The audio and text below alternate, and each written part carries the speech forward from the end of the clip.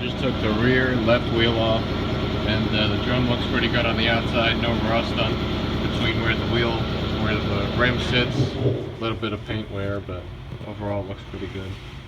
So I just noticed something strange. Whereas that wheel is not turning, this wheel is, and the parking brake is on. So that leads me to suggest that somewhere in the line either cut or internal parts in here are screwed up. So I'm going to take the drum off and look in the interior and see.